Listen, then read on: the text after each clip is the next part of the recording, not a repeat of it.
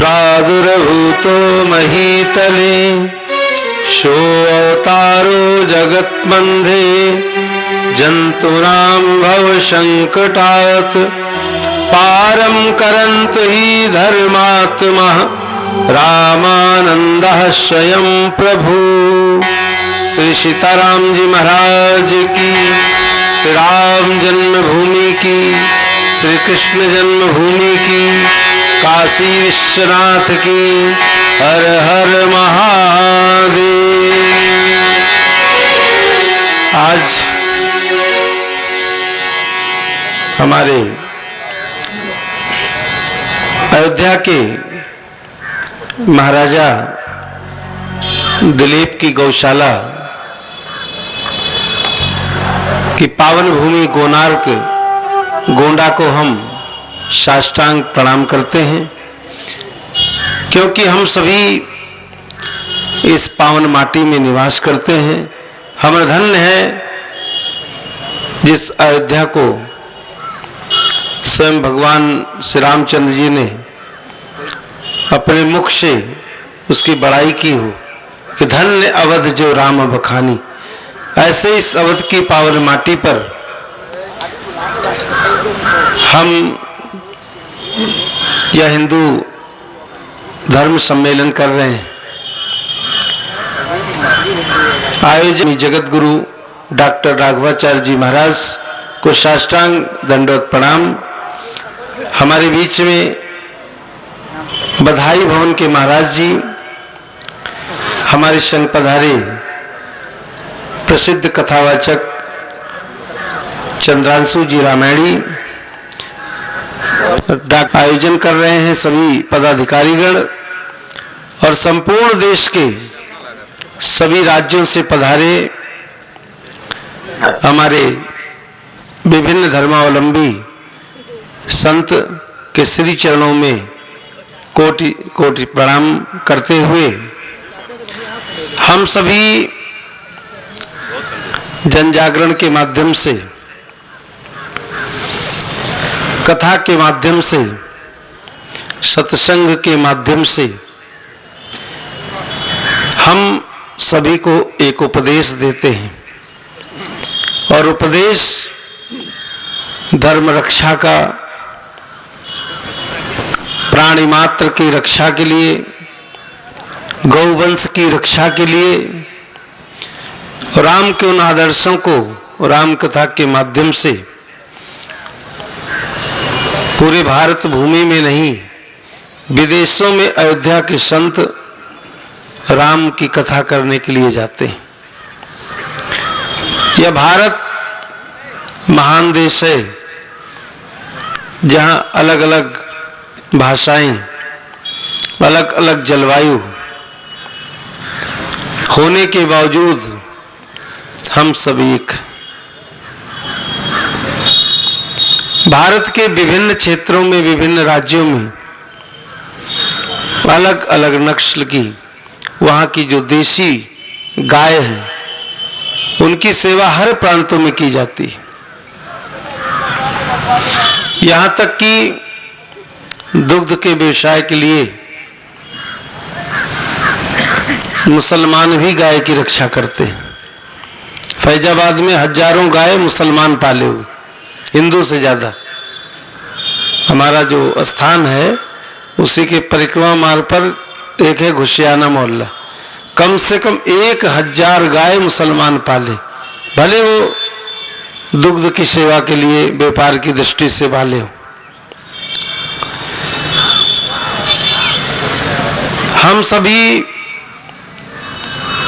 बात जलवायु संरक्षण की, जल संरक्षण की करते हैं, पर्यावरण की करते हैं, लेकिन जब हम कोई मकान बनाते हैं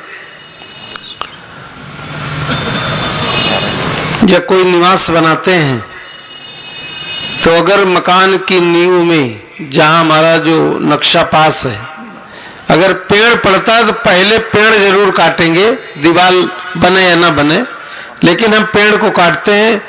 वो कोई हमारे दुश्मन नहीं आते हैं, कोई आताताई नहीं आते हैं। हम आप मिल करके अपने पूर्वजों के पेड़ को बड़े बेदर्दी से काटते हो, कोई दूसरा नहीं काटता है, सभी काटते। जिनके मकान की नींव में पड़ गया जरूर काट। हमारा अगर 1 बीघा में मकान बना है तो हम 10 विश्राम बनाए, पेड़ को आगे छोड़ दें।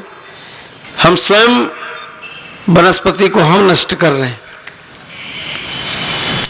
गोंडा, बहराइच या जितनी भी फैजाबाद में अच्छी अच्छी बाजार है, पशु मेला है, वहां पर तमाम हिंदू समाज के लोग गाय बेचने के लिए ले जाते हैं। प्रमाण है, प्रमाण के साथ कह रहे हैं। वो खुद बिजनेस करते करते इसमें ज्यादा फायदा है, वो सेवा नहीं करना चाहते। हम बात गौ रक्षा की करेंगे, धर्म रक्षा की करेंगे, उपदेश सुनेंगे, उपदेश देंगे, लेकिन स्वयं करेंगे नहीं। सब दहेज का भूखा है, दहेज लेना चाहता है। जो एक गरीब परिवार की बेटी है, उसके माँ बाप ने उनको संस्कार दिए, लेकिन एक क्रूरता पूर्वक इतने दहेज की आकांक्षा कर दी जाती, इच्छा प्रकट की जाती कि वो व्यक्ति अपना भैंस, पेड़, अनाज, यहाँ तक कि खेती का कुछ भाग बेच करके तब वो अपनी बेटी को ससुराल विदा करता है। तो हम सब इस तरह कर्म करेंगे तो इससे नहीं, हम सुधरना पड़ेगा। हम स्वयं गौ सेवा करते हैं। हम गौ की बात तब कर रहे हैं जब गौ सेवा करते हैं। इतने लोग यहां पर आए हैं, माताएं बहनें बैठी हैं, संत समाज बैठा है, और हम धर्म, संस्कृति, गौरक्षा के उपदेश को सुनने के लिए यहां बैठे हैं। जो देसी गौ है उसका दुग्ध जो है वो अमृत के समान। शरीर में पीड़ा हो, ब्लड प्रेशर हो, किसी भी प्रकार का रोग हो, देसी घी का, गौ का दूध और दही और घी तो बहुत उपकारी है कि अगर नाक के छिद्र से ले लिया जाए तो डॉक्टर के पास तो बाद में जाना पड़ेगा।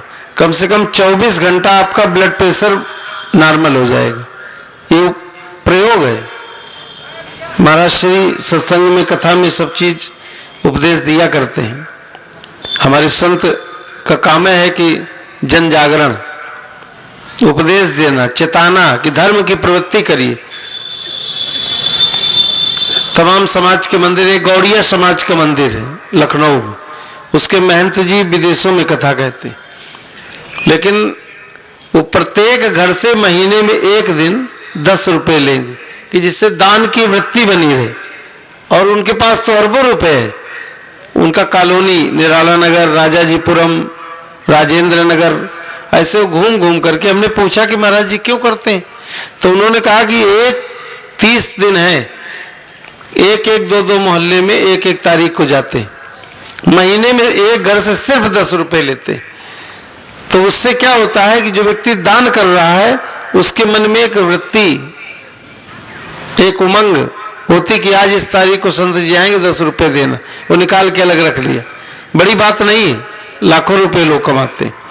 तो मेरे कहने का तात्पर्य है कि हम सभी जब कुछ करेंगे तब होगा, भाषण से नहीं होगा। संघे शक्ति कलयुग, कलयुग में संगठन में शक्ति। एक व्यक्ति को कोई सताता है या उसकी कोई मांग होती है तो सरकार नहीं सुनती। जब एक संस्था, एक संगठन बना करके सरकार में दबाव करते हैं तो आपका मांगे मान ली जाती है। 10 साल से 15 साल से शिक्षा मित्र का आंदोलन चला, 15 साल के बाद सरकार ने स्थायी किया।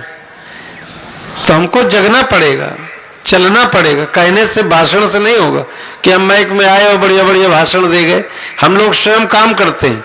सुबह उठ करके अपने हाथों से मठ मंदिर की सफाई, गौ सेवा, धुलाई, फिर भगवान शालिग्राम भगवान की पूजा, भक्तों को प्रसाद, जो संत वृंद गृहस्थ आए उनको बना के भोजन पवाना, ये नहीं कि कोई नौकर रखे, स्वयं अपने हाथों से बना करके तब किसी को पवा के तब आते, सेवा करके भी हम यहाँ आए। तो कहने का तात्पर्य है कि ब्रह्म मुहूर्त में जगेंगे, अच्छे विचार मन में आएंगे,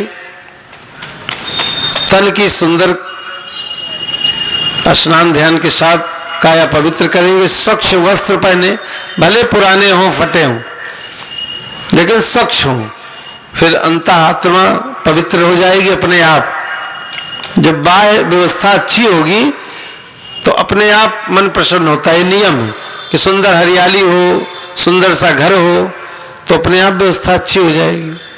और जब जिसके घर में सफाई सुरक्षा व्यवस्था अच्छी नहीं होगी उसका मन और तन दोनों अपवित्र हो जाए। आज हमारे इस गोंडा जनपद में रामलीला मैदान में संस्थान के लोगों ने, इसमें सभी संस्था के लोग हैं, सनातन समाज पार्टी, विश्व हिंदू परिषद, समस्त लोग आए हुए और आयोजक मंडल के सभी पदाधिकारियों को कोटि कोटि धन्यवाद कि जिन्होंने इतने अच्छे आयोजन किए कि कम से कम प्राणी मात्र हिंदू धर्म के रक्षा के लिए हम सभी को एकत्र करके इस भूमि पे बैठाए, हम सभी को बुलाए।